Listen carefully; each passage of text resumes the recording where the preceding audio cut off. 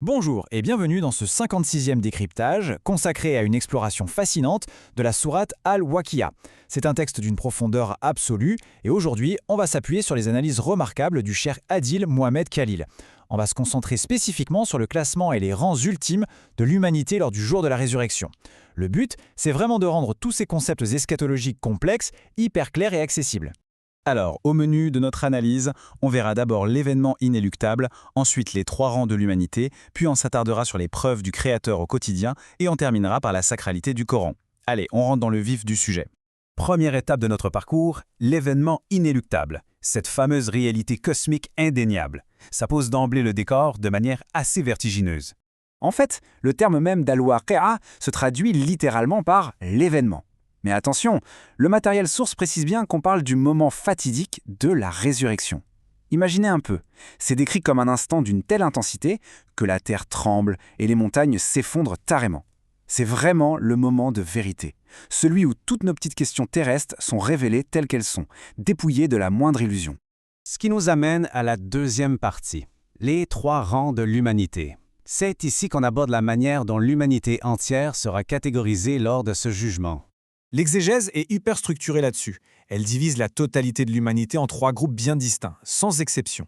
D'abord, on a les Al-Muqarraboun, c'est-à-dire les rapprochés. C'est un peu le rang d'élite, et le texte précise d'ailleurs qu'ils seront très rares dans les générations ultérieures. Ensuite, on a les Ashab al-Yamin, les gens de la droite, et enfin les Ashab al-Shimal, les gens de la gauche. C'est un classement catégorique et sans appel. Et là, c'est fascinant parce que ça illustre un contraste théologique extrêmement nuancé. L'auteur fait remarquer une chose très subtile.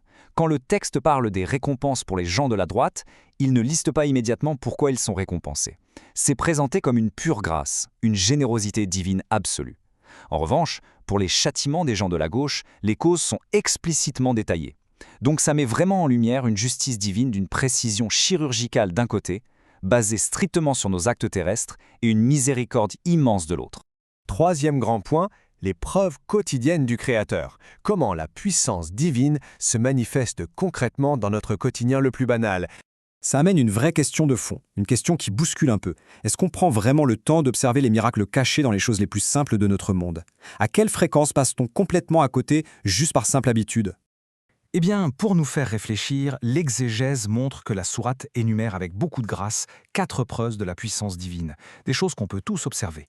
Le texte interpelle notre intellect sur 4 grands piliers, la conception et la création de l'être humain, la semence agricole qui donne la vie à la terre, l'eau essentielle qui descend des nuages, et enfin l'étincelle qui engendre le feu. Ce sont 4 éléments matériels tout simples, mais qui regorgent d'un sens inouï. Et il y a un détail absolument captivant soulevé par l'analyse du cheikh Adil Mohamed Khalil concernant le feu. Il est spécifiquement mentionné comme étant utile pour les voyageurs. C'est une métaphore tellement forte. Elle vient rappeler de façon très poignante que la condition humaine, au fond, c'est d'être simplement de passage. Nous ne sommes pas des résidents permanents ici-bas, on est tous en voyage vers une autre destination. Ce qui nous amène à notre quatrième et dernière section, la sacralité du Coran, notre ancrage textuel protégé. Si on revient directement au texte source qu'on analyse aujourd'hui, il est évident que la sourate insiste lourdement sur la vérité absolue de son message. La grandeur et la sacralité du Coran sont présentées comme le socle irréfutable de tout l'avertissement eschatologique qu'on vient d'évoquer. D'ailleurs, le texte souligne un consensus savant primordial. Le Coran est un livre intrinsèquement protégé. Son statut est tellement élevé qu'il demande une purification, à la fois physique et spirituelle, ne serait-ce que pour pouvoir l'effleurer. Ça illustre de façon brillante le respect absolu et la majesté accordée à cette révélation, ce qui la sépare de toute autre parole ordinaire. En fin de compte, si on doit retenir un point crucial de toute cette étude, c'est cette invitation pressante à la contemplation. L'objectif profond, ce n'est pas seulement de lire, mais de vraiment comprendre ces signes, de l'infiniment grand à l'infiniment petit. Et surtout, d'aspirer activement à atteindre ces fameux rangs les plus élevés dont on parlait au début. Alors, pour clore ce décryptage, il reste une réflexion percutante en suspens. Puisque l'événement aura lieu inévitablement, parmi ces 3 rangs finaux, vers lequel nos efforts concrets se dirigent-ils vraiment dans notre vie de tous les jours? C'est sur cette belle prise de conscience que s'achève notre exploration de ce texte majestueux.